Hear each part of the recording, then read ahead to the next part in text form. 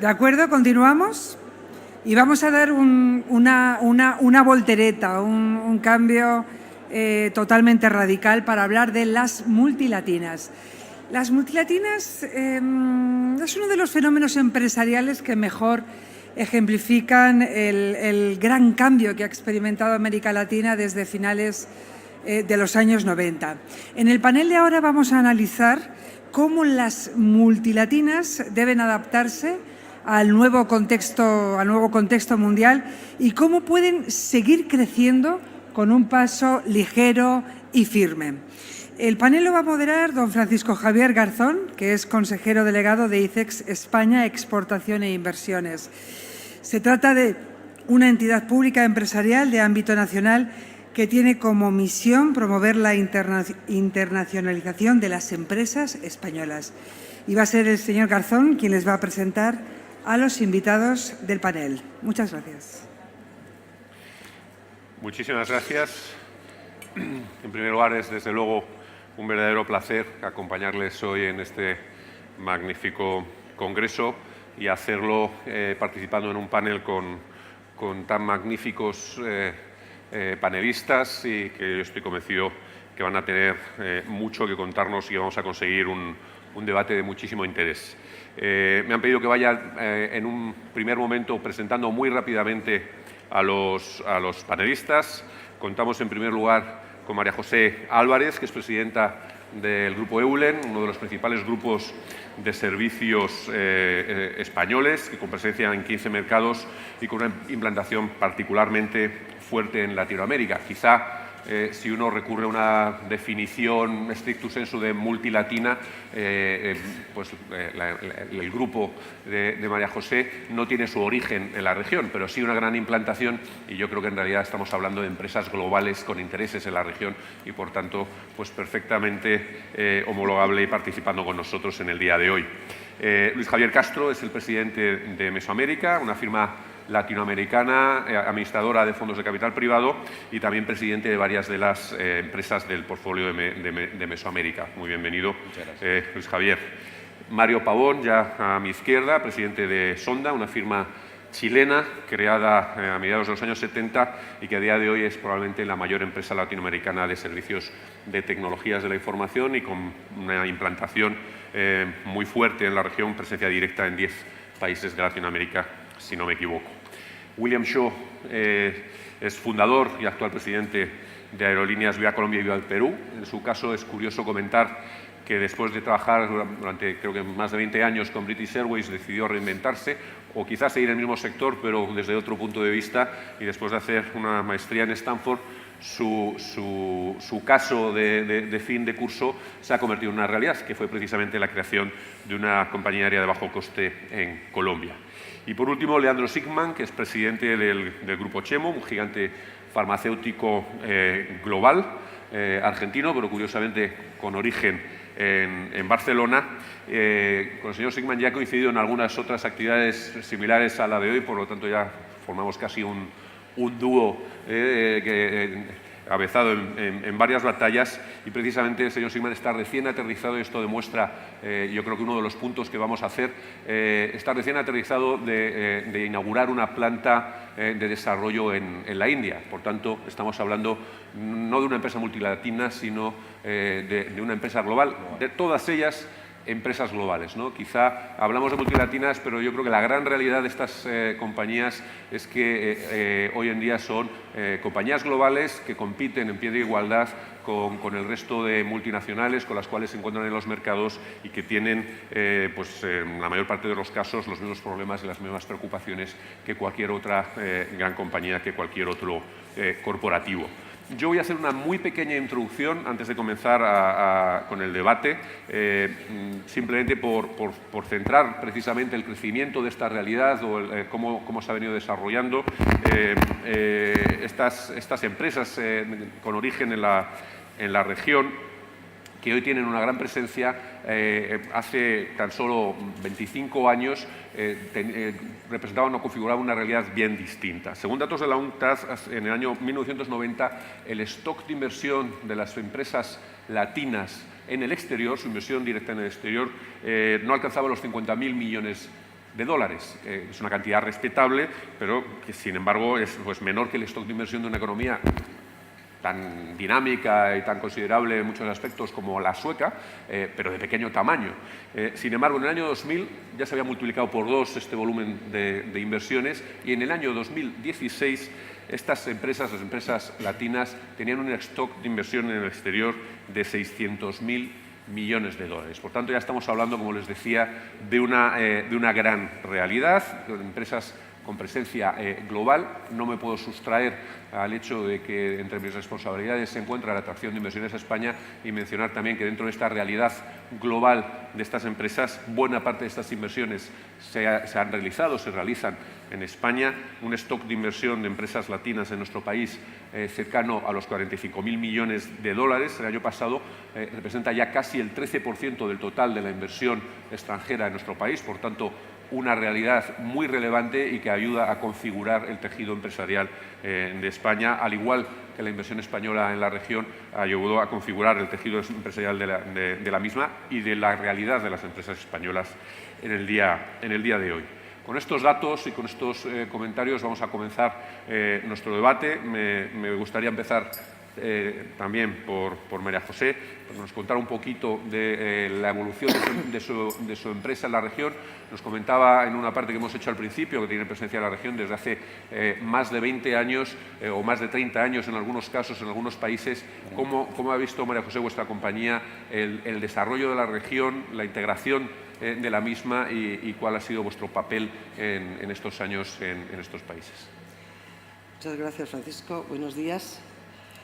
Bueno, lo primero que tengo que decir es que lamento mucho que solamente haya una mujer en este panel. Por representatividad tendría que haber 3 mujeres y 3 hombres. Bueno, fuera ya de bromas. Tengo que decir que el Grupo EULE se plantea la salida de España en años donde no está previsto, donde no se prevé el empresariado español la salida, y nuestra primera salida se produce a Brasil y Arabia Saudí. Estoy hablando del año 70, 72, 73. La compañía tiene en ese momento 10 años y bueno, aprendimos de los errores, también se aprende, y yo creo que en el momento en que se aprende dejan de ser errores. Ahí paramos un poco, seguimos adelante y en el año 87 iniciamos nuestra andadura en Chile a través de una compañía de seguridad americana que nos llamó precisamente para complementar los servicios de seguridad con los servicios que ya prestaba EULE en España, y en el año 87-88 se crea la sociedad en Chile, con lo cual llevamos en efecto 30 años. Posteriormente entramos en México, parece que fue el año 88-89, con distintas alternativas de socios, no socios. Nosotros somos una empresa familiar y para nosotros no es fácil normalmente el tener socios. Las empresas familiares tenemos nuestros pros y nuestras contras, pero entrar con socios con una mentalidad un poco diferente no es fácil. ¿Qué es lo primero que aprendimos? Nuestro objetivo era Latinoamérica porque entendíamos que era una sociedad que estaba en desarrollo y que iba a empezar a demandar servicios externalizables, que son los servicios que EULE presta, es decir, externalización de servicios en empresas e instituciones públicas. Bueno, decidimos que era el momento y allá que nos fuimos. Nos fuimos en ese momento, yo creo que fuimos un poco Quijotes, nos fuimos por nuestra cuenta de riesgo. Hemos ido creciendo a lo largo de estos 30 años en distintos países, un poco a pulmón, y este es un momento en el que ha cambiado un poco la situación porque queremos dar un nuevo impulso a toda la internacionalización en las empresas en Latinoamérica y estamos en una vía diferente que no es la nuestra, que es la adquisición de compañías que vengan a complementar los servicios que nosotros ya prestamos. Tenemos en este momento, pues en Chile hay 10.000 trabajadores, en México hay 12.000, en Colombia hay 3.500, me parece que son, en Perú son 5.000 personas y hemos abierto, tenemos algún mercado pequeño como puede ser Costa Rica, Panamá o Dominicana, y en este momento estamos muy centrados en 2 mercados que creemos que son un gran potencial, para nosotros por lo menos, que es Colombia, uno de ellos, y Perú. creemos que es un país con un gran desarrollo y con una gran necesidad de nuestros servicios. ¿Qué es lo que hemos aprendido? Y solamente quisiera dejar una lección que creo que todos tenemos que aprender. Es que internacionalizarte no significa irte a implantar a un país. Significa coger tu core business, llevártelo a un país y adaptarlo al país. Nuestro gran error cuando empezamos a ir, quizás por eso, porque fuimos un poco de Quijotes, era copiar, clonar nuestro sistema. No, descubrimos, después de algunos fallos, algunos fracasos, descubrimos que lo que teníamos que hacer era coger nuestro core business, que era lo que sabíamos hacer, llegar a los países y mimetizarnos en los países. Nuestra llegada a los países siempre es con vocación de quedarnos y lo principal que buscamos, en principio, es la seguridad jurídica. Manejamos mucho personal, tenemos una gran responsabilidad sobre estas personas a las que en general normalmente afloramos de ese mercado informal del trabajo, y yo creo que es una labor importante y sobre todo creo que tiene un gran futuro y en ello estamos. Muchas gracias, María José. Luego me parece muy importante lo que has mencionado de la necesidad de adaptarse a cada mercado. Eso es vital a la hora de abordarlos. Luis Javier, vosotros como empresa administradora de fondos y que tenéis una presencia bastante generalizada en la región, me gustaría conocer vuestra impresión sobre la integración de los distintos mercados en Latinoamérica y también, dada vuestra actividad, sobre la problemática de acceso a financiación en la región. Muchas gracias. Gracias, Aló. Gracias, Francisco. Y gracias, Nuria, por esta organización. La verdad es que estoy sumamente impresionado de lo que has logrado estos 3 días. Es realmente impactante el tenernos a todos nosotros acá reunidos y la calidad de ponentes y la calidad del evento en general. Muchísimas gracias. Tal vez, antes de contestarte la pregunta, sí quería hacer una reflexión de que no somos una administradora de fondos y que además somos una historia interesante porque partimos de un país pequeño, que es Costa Rica, con un modelo que partió de la necesidad de traer o de la inquietud de traer el modelo de Bain Capital, que sí es un modelo de private equity a Centroamérica, pero que después de 2 años, cuando nacimos en el año 96, nos dimos cuenta que ese modelo tradicional de private equity era un modelo complejo para Latinoamérica, porque es un modelo que tiende a ser cortoplacista, que tiende a partir de la sensación de que puedes entrar y salir de negocios en forma rápida. Entonces, en el año 98 nos dimos a la tarea de migrar nuestro modelo a un modelo que le llamamos Company Building. Y ahí empieza nuestra relación con España. Nuestro primer negocio fue identificar una industria en donde realmente pudiéramos hacer una transformación exitosa. Y en ese momento las telecomunicaciones estaban pasando por una etapa de privatización, una etapa de liberalización y una etapa en donde la tecnología móvil estaba apenas empezando. Y logramos convencer a Telefónica que Centroamérica era un mercado que se podía ver como un solo país y que además, en lugar de ir a comprar las PTTs que se estaban privatizando, podíamos montar una empresa de cero para competir a nivel regional. De ahí nos casamos con este modelo de Company Building y hemos trabajado en la construcción de empresas en energías renovables. Fuimos la empresa más grande de energías renovables en Centroamérica. En este momento somos la segunda empresa de energías renovables en México. Compramos junto con Bain Capital Atento, con operaciones en 17 países y 140,000 empleados a nivel de la región. Y la verdad ha sido un camino bien interesante con mucho aprendizaje. Recientemente nos dimos a la tarea de buscar un socio institucional de fuera de la región, y ahí hablamos del tema de financiamiento, porque sentíamos que era importante atraer, aparte de las familias que nos acompañaron durante toda nuestra historia, a un inversionista institucional que creyera en este modelo de Company Building. Y eso no es fácil porque los inversionistas institucionales normalmente invierten o en forma directa o en fondos de capital privado. En el caso nuestro, logramos convencer a un fondo canadiense que se llama Ontario Teachers Pension Plan En este momento es, yo diría que el sexto o séptimo inversionista más grande del mundo. Y ellos vieron en nosotros esa posibilidad de juntos construir empresas multilatinas para solucionar los grandes problemas de la región. Es un modelo interesante porque ellos se sientan en nuestro grupo de inversión y trabajamos profundamente en entender cuáles son las grandes necesidades de Latinoamérica. O sea, estamos dándole un poco la vuelta a la tortilla. En lugar de pensar cómo Latinoamérica está al servicio de nuestro capital, estamos poniendo nuestro capital al servicio de Latinoamérica para tratar de mejorar los grandes problemas que tiene nuestra región. Eso, desde luego, se me antoja como una magnífica forma de abordar el negocio y de tener un impacto en la región. Hacer un magnífico enfoque, Luis Javier.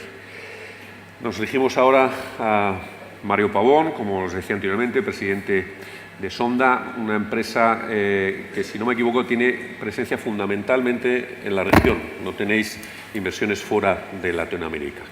Esto es, aparte de contarnos un poco sobre vuestra actividad, esto es vuestro siguiente paso.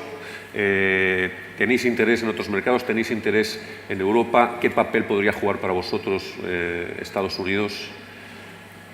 Por favor. Mira, Sonda nació en el año 1974, fue creada por un ingeniero, compañero mío de universidad, amigo, Andrés Navarro, y durante los primeros años, Sonda convivió con un cambio importante en el modelo económico que se estaba imperando en Chile. Se estaba instalando un modelo de economía de mercado, abierta al mundo, donde bajaron los aranceles drásticamente. Si ustedes recuerdan, América Latina fue siempre un territorio extraordinariamente protegido, con aranceles altos, con prohibición de importación de muchas cosas. Nosotros tuvimos la facilidad de poder importar computadores en esa época con tasas arancelarias muy bajas, y eso nos dio una ventaja importante para empezar a desarrollar este negocio de servicio de tecnología de información. Después de los primeros 10 años, en que tuvimos una evolución bastante positiva en Chile, compitiendo con las empresas globales en esa época, IBM, Barrows, hoy día Unisys, y algunas empresas estatales fuertes. A Sonda le fue muy bien y tuvimos la disyuntiva de seguir invirtiendo en Chile en industrias distintas o mantenernos en nuestra industria, que era la tecnología de información, y más bien diferenciarnos, como dijimos nosotros, por geografía. Y se nos ocurrió esto de abrir filiales en el extranjero que nos permitieran de alguna manera replicar el modelo de negocio que nos había dado tan buenos resultados en el país. Y partimos tímidamente en Perú en el año fin del 84, después fuimos a Argentina, después fuimos a Uruguay, Ecuador, en fin, hasta que en el año 2006 hicimos una salida en bolsa para hacer un aumento de capital que nos permitiera financiar ya una expansión mucho más fuerte, principalmente en el país más importante de la región, que representa el 50% más o menos del PIB regional, que es Brasil. Nosotros teníamos una operación muy pequeña en Brasil y esto nos permitió dar un paso mayor. Como tú decías, nosotros tenemos hoy día presencia en 10 países,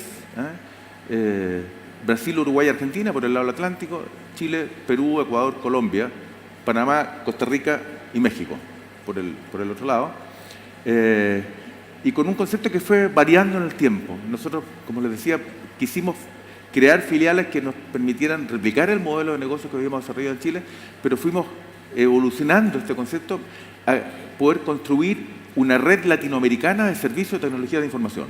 Y en eso es lo que hemos estado empeñados en estos últimos tiempos, en darle un sentido de red a los servicios que nosotros proveímos a empresas principalmente globales o empresas que tienen presencia en otros países.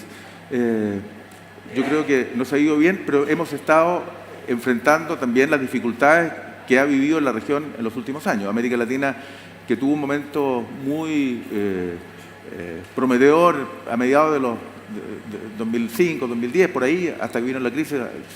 En fin, pero en los últimos años hemos tenido que enfrentar situaciones de recesión dramáticas, como el caso de Brasil, situaciones no menores en Argentina, En fin, en Chile también, que venía con un crecimiento sustantivo, eso se ha visto reducido fuertemente. Entonces, hemos tenido que hacer frente a este apretón económico en la región. Pero bueno, lo nuestro es un proyecto a largo plazo. Nosotros estamos convencidos de que América Latina es un territorio que va a seguir creciendo, que se va a seguir desarrollando. Yo les contaba, como botón de muestra, que lo virtuoso que es un modelo de libre mercado abierto al mundo con un sistema político basado en la democracia, ha sido extraordinariamente positivo, por ejemplo, para Chile, y nos permitió reducir índices de pobreza del orden de un 40% a fines de los 80, a hoy día un 10%. O sea, es muy virtuoso como sistema, esto que permite enfrentar el principal problema que tenemos en América Latina, que es el tema de la pobreza y la desigualdad. Y la desigualdad es un desafío pendiente. Y ahí hay que tener cuidado con los populismos. Pero bueno, eso ya es otro tema. Así que, bueno, en eso estamos. Respecto a tu pregunta, si estamos pensando en extendernos a otras partes, lo hemos pensado. No está en el foco. Nuestro foco es América Latina porque tenemos similitud, no identidad, pero similitud cultural, un idioma común o bastante parecido como el portugués, el portuñol. Sin embargo, estamos abiertos y hemos estado mirando oportunidades de invertir en otras latitudes, en particular en España, y algo que no lo tenemos como foco, pero está dentro de la posibilidad, sí, efectivamente. Muy bien, muchísimas gracias. Pasamos ahora a William, mexicano afincado ahora en Colombia y con un proyecto, entiendo que muy ilusionante. Cuéntanos un poquito de este proyecto y cuéntanos desde tu punto de vista las oportunidades que ahora, lo estuvimos comentando antes de comenzar, que ahora se abren en un nuevo escenario en Colombia, que también afectará, por supuesto, a la región. Bueno, primero que todo, Nuria, me sumo a las múltiples gratitudes que has tenido, espectacular, todo, y gracias por tenerme aquí. Bueno, Viva Colombia nace de un momento de indecisión en mi vida donde yo no tenía absolutamente idea de lo que quería hacer, y es perfectamente normal, yo creo que en la vida de todos. Entonces me decidí divorciarme, dejar la empresa con la que estuve casi 20 años, que era British Airways. Me fui a hacer una maestría e investigué el modelo económico que más estaba funcionando en aviación en ese momento, que es el modelo bajo costo. En Europa no les tengo que contar el modelo de bajo costo. 51% de la gente que viaja dentro de Europa lo hace con una aerolínea de bajo costo. Lo interesante es que se juntó la coyuntura económica de Colombia, que era un país que sigue creciendo, que venía muy positivo, que hoy en día, lo puedo decir abiertamente, está de moda. Colombia está de moda, con mis ganas de volver a Colombia, y que no tenía una aerolínea de bajo costo. Entonces se me alinearon muchísimos los astros. Hoy en día, según las cifras del primer trimestre de la aeronáutica civil, somos la segunda aerolínea más grande de Colombia, después de Avianca. Entonces nos enorgullece que en 5 años hemos llegado a captar ya una parte sustancial del mercado, y nos aventuramos a otro mercado interesantísimo que es Perú. Ya tenemos una aerolínea que se llama Viva Air en Perú, que tiene un poquito más de 4 meses de existencia y estamos creciendo. Acabamos de cerrar un negocio para comprar 50 aviones Airbus, una transacción de más de $5 billones para invertir en la región. Entonces se puede decir que estamos muy positivos en Colombia, muy positivos. ¿Qué rango de vuelo tienen estos aviones para saber si vas a llegar desde la Patagonia hasta Alaska? Y claro, pues quienes vuelan en aerolíneas de bajo costo lo pueden llegar a decir que un vuelo más de 4 horas no es muy cómodo en una aerolínea de bajo costo. Pero está diseñado para vuelos entre 1 hora y 3 y media, 4 ya es bastante largo para esos aviones, pero son aeronaves muy eficientes que van a tener un ahorro de combustible como el 20%, que es nuestro costo más significativo, que es el combustible. Pero tenemos una gran creencia en Latinoamérica, empezando por Colombia, el Tratado de Paz, sin politizar el tema. Creo que va a ser muy positivo para el turismo. Con el turismo viene más inversión, viene infraestructura, viene crecimiento económico. Lo mismo que en Perú. Perú hace 20 años pues tenía muchísimos problemas. Hoy en día es una economía pujante. Y bueno, en Colombia todos los aeropuertos, y lo digo cada vez que me junto con alguien de gobierno, todos los aeropuertos a donde vuela Viva Colombia están en construcción, porque se disparó la concesión con la cantidad de viajeros. Esperamos ver lo mismo en Perú, ver que con la llegada de una aerolínea de bajo costo empieza a crecer la economía, empiezan a realmente los proyectos de infraestructura para poder adaptarse a la cantidad de viajeros que hay. Muchas gracias, Julián. Pasamos ahora, por fin, en esta primera ronda a Leandro Sigman, como os decía, recién llegado de inaugurar una planta de su empresa en India, una empresa absolutamente global y de un sector muy específico, donde yo creo que hay dos elementos que son fundamentales, como son la investigación y el talento al final, ¿no? Y me gustaría preguntarte por eso precisamente. ¿Dónde vosotros encontráis talento y dónde desarrolláis fundamentalmente? ¿En Latinoamérica o me imagino que allá donde lo encontréis? Y cuéntanos un poco también, si puedes, sobre, que es un tema que habíamos suscitado anteriormente y que yo creo que ya alguna vez te había preguntado, sobre la situación de los derechos de propiedad intelectual que son tan importantes en una industria como la vuestra en Latinoamérica. Bueno, buenos días a todos. Es un poco un shock estar acá porque ayer estaba en la India inaugurando la fábrica y más o menos teníamos un panel de gente así de grande, pero con un perfil tan distinto que yo pensaba que me causaba impresión las diferencias que hay geográficas entre los países, porque si les puedo contestamos todos con un ramo de flores y venía una especie de vudú, tuvimos que inaugurar la fábrica en un día específico porque eso da buena suerte y entonces vino nada, estaban ahí tocando música y todos descalzos y con flores. Entonces pensaba, cuando estaba ahí hablando, imaginaba, mañana va a ser distinto, y efectivamente es distinto. Me preguntaba sobre el talento. Nosotros el talento lo buscamos donde lo encontramos. Nosotros estamos en 50 países. En general nos gusta mucho el talento local. La sensación que tenemos nosotros es que cuanto más específico es un país, más fácil es que ese país crezca con talento local. Nos cuesta las experiencias nuestras de haber llevado gente, por lo menos en los países asiáticos, en Latinoamérica también pasa lo mismo, cuando nos llevamos gente de una región distinta a ese país, los casos de éxito fueron menores. Y me preguntabas también por la propiedad intelectual. Hoy no es un buen día porque ayer nos metió una medida cautelar, una innovadora, y nos frenó el lanzamiento de un producto. O sea que si hoy me preguntás por la propiedad intelectual, digamos, voy a tratar de ser cauteloso con los impropios hacia esa compañía. Es un debate largo, pero bueno, quizás de cara al grupo sí tengo que decir que el contexto de patentes en Latinoamérica está homogeneizado. Latinoamérica tiene una situación de patentes exactamente igual que la Unión Europea o Estados Unidos, así que no hay diferencia. Después el debate de innovadores contra genéricos es otro, ¿no? Pero ese efectivamente es otro debate. Muy bien, muchísimas gracias, Leandro. Después de esta primera ronda, y volviendo un poco al principio, ¿no? Planteábamos que las empresas multilatinas son empresas globales con preocupaciones globales, así que como tal creo que debemos abordar este panel y voy a lanzar dos o tres preguntas para tratar de obtener diálogo entre los presentes sobre temas que considero que son efectivamente temas de interés y temas que atañen y que afectan a todas las empresas y en particular a las empresas aquí representadas. Uno de esos temas que habíamos identificado anteriormente es el tema relacionado con algo que está muy presente en la región y en Europa, en España también, que es la presencia de la corrupción y cómo el empresariado reacciona ante la misma. ¿Qué papel, qué posicionamiento debe tener el empresariado y cómo pueden ayudar los empresarios, los líderes empresariales a tratar de ponerle freno a la misma, ¿no? Y bueno, pues, no tengo ninguna preferencia específica. Si quieres empezar tú, María José, pero cualquier comentario es bienvenido.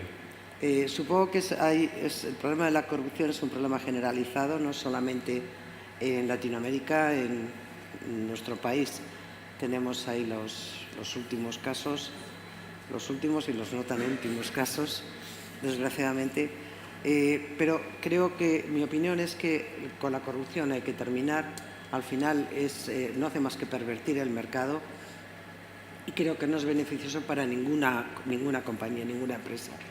Pero por eso pienso también que esta es una decisión del empresario, es una decisión ética, es una decisión personal y es una decisión de muy arriba, es decir, desde las posiciones más altas de las compañías.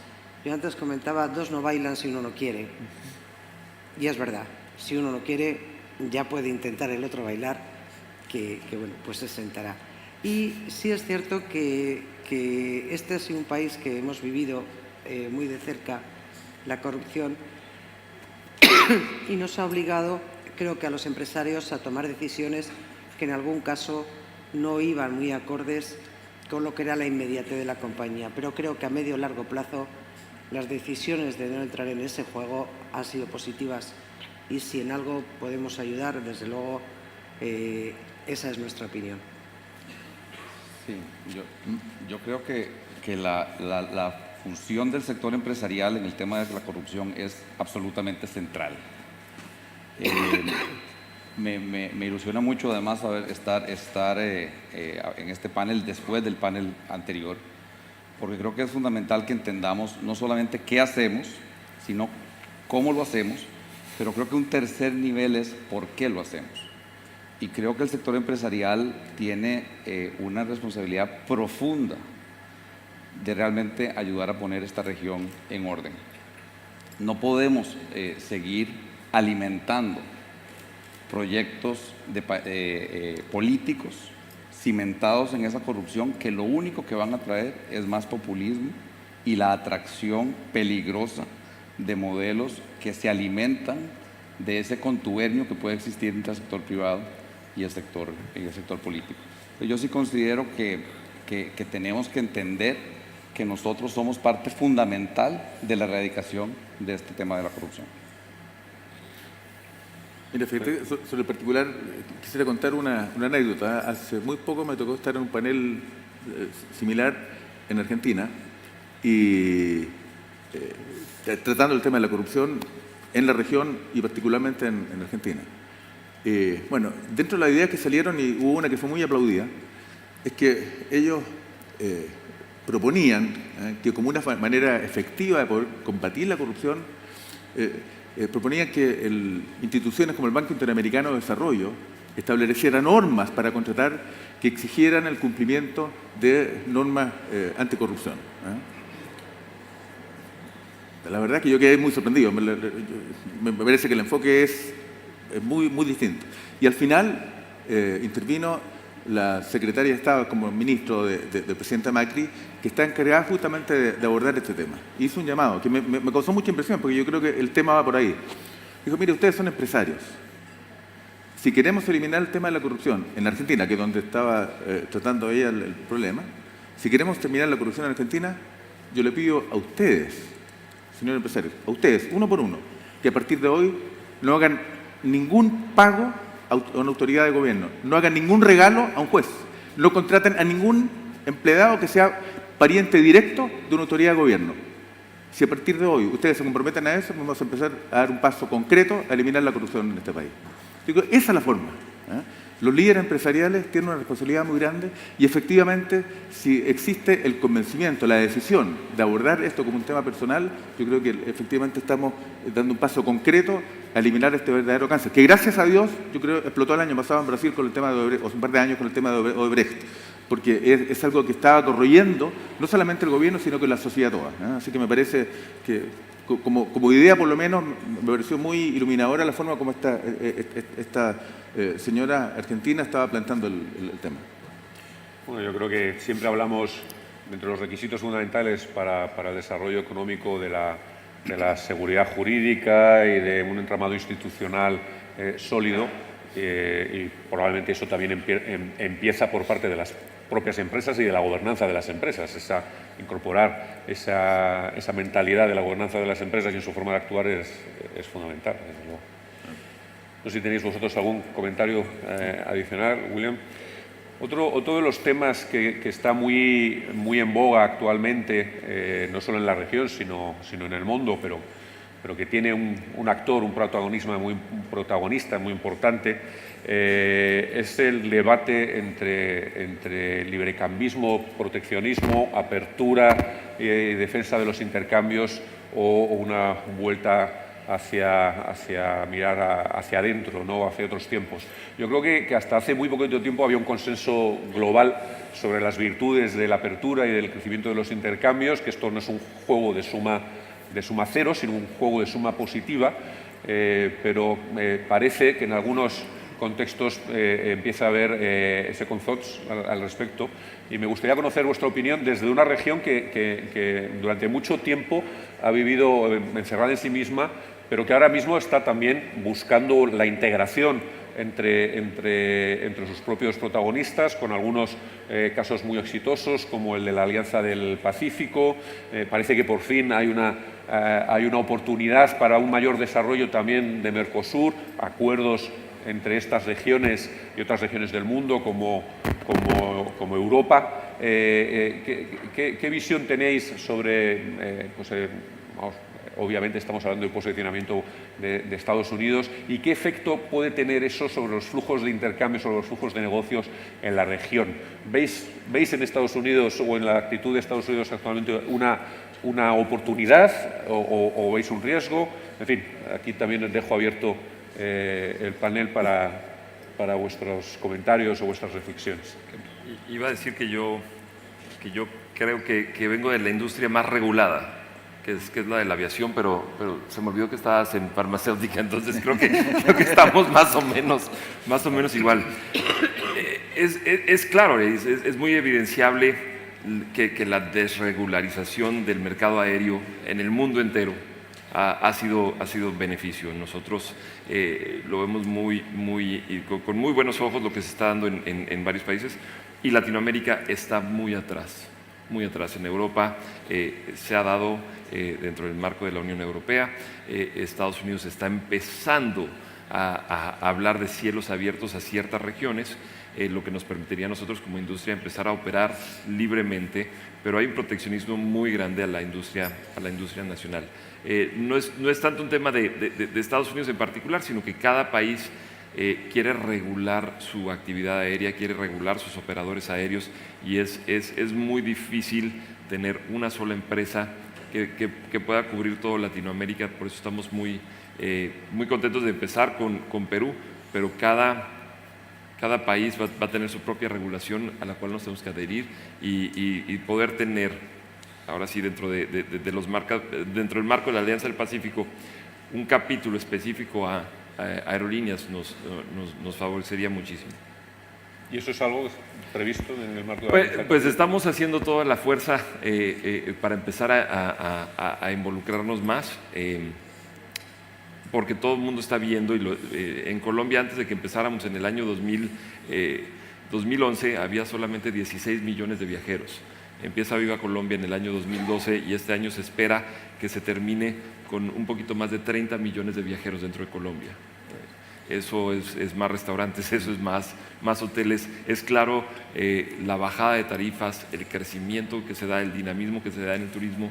Entonces, tenemos un ejemplo muy claro de por qué sí, y ahora tenemos que comunicarlo bien a los legisladores para asegurarnos de que nos contemplen más dentro de esos marcos multinacionales. A mí, yo quería, 100% somos una industria muy regulada. Nosotros somos absolutamente pro apertura y pro libre comercio.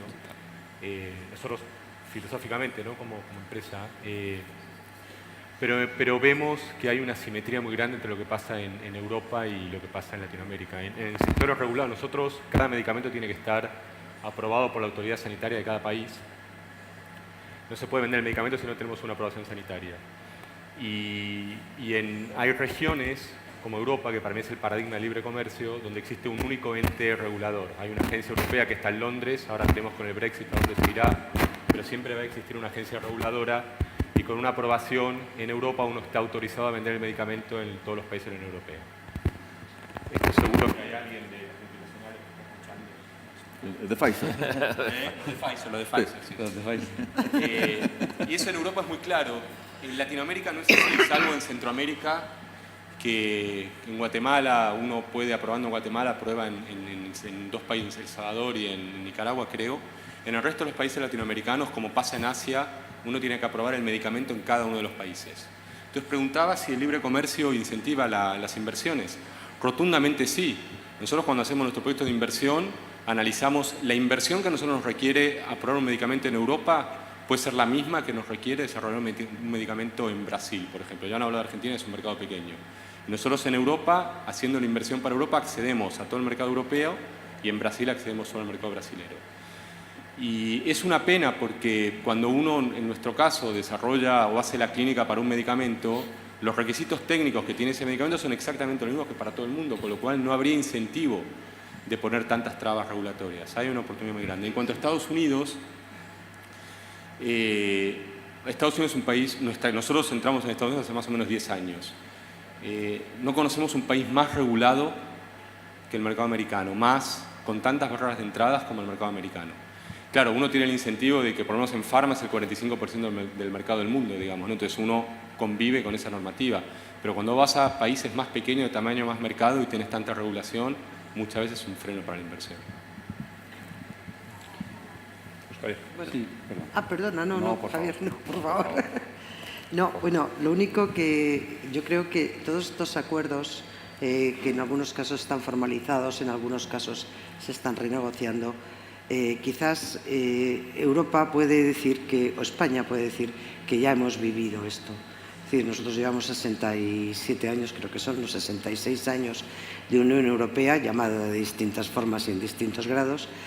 Y lo único que quisiera decir es que yo estoy de acuerdo con una libertad de mercancías, libertad de trabajadores, libertad de capitales, cesión de incluso de ciertas soberanías en algunos acuerdos, pero cuidado, con cuenta y razón. Digo con cuenta y razón porque muchas veces esto se hace con bastante descontrol, ¿no? Sin medir muchas veces las consecuencias que hoy Europa está pagando. Entonces, yo a lo que invitaría es a que todos estos acuerdos se hiciesen aprendiendo de lo que Europa ya nos hemos confundido, ¿no? Nos hemos confundido o hemos tenido que corregir.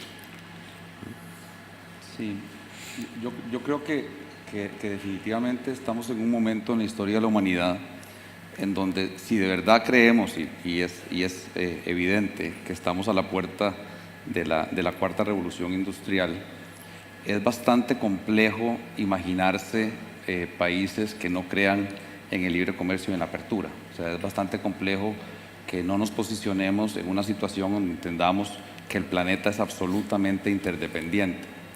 Esa misma revolución industrial que nos está dando experiencias fabulosas en campos como el de la salud, con el tema de Watson, el tema de la movilidad, con el tema de vehículos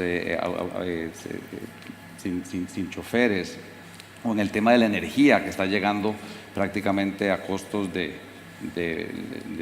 2-3 centavos por kilovatio, y cuando venga la solución de las baterías, los costos van a venir a cero. Esa misma revolución industrial al mismo tiempo está causando grandes presiones en los modelos tradicionales, grandes presiones en temas de empleo, y eso puede provocar una narrativa proteccionista que es muy peligrosa. Y yo siento que hay dos corrientes, ¿verdad? Las corrientes del presidente Trump, que yo no creo que represente la corriente americana, pero él es el líder de ese país, con una tendencia que va hacia un proteccionismo peligroso, y una narrativa que me parece muy interesante, que es la que se está viendo nuevamente en Europa, la narrativa de Macron, la claridad de la canciller Merkel. Me impresionó muchísimo también la energía y la visión del presidente de Ciudadanos, y recientemente inclusive la posición del Papa Francisco, que ha contratado a Singularity University para que le ayude a hacer exponencial la compasión. Y esa mirada de los líderes europeos me parece que es un nuevo estilo de liderazgo que para Latinoamérica es importante darles una mirada, y es una mirada de entender que el planeta es absolutamente interdependiente y que la única manera de poder crecer en forma ordenada es por medio de apertura y de libre comercio. Muchas gracias, José. me están indicando que, a pesar de que todavía me quedan aquí minutos en el reloj, pero debemos de ir con algo de retraso y me están indicando que, a pesar de lo interesante del debate, podamos ya ir cerrando. Yo me quedo con vuestros últimos comentarios desde la óptica de empresas absolutamente globales, la interdependencia, la apertura junto con instituciones estables y con seguridad jurídica es lo que lleva al progreso, lo que ha llevado al progreso en múltiples regiones, lo que ha llevado al progreso a Europa, a pesar de que se hayan podido cometer errores. Yo creo que la Unión Europea es un ejemplo de las virtudes de la integración económica y que eso es algo que debemos de seguir propugnando, de seguir defendiendo, y estoy seguro de que empresas como las vuestras, empresas latinas, pero al final empresas globales, tendrán así mayores oportunidades y seguirán jugando, porque ya lo juegan, un papel protagonista en favor del desarrollo de la región y de la sociedad en general. Muchísimas gracias a todos vosotros por vuestra participación y muchas gracias, Nuria, de nuevo.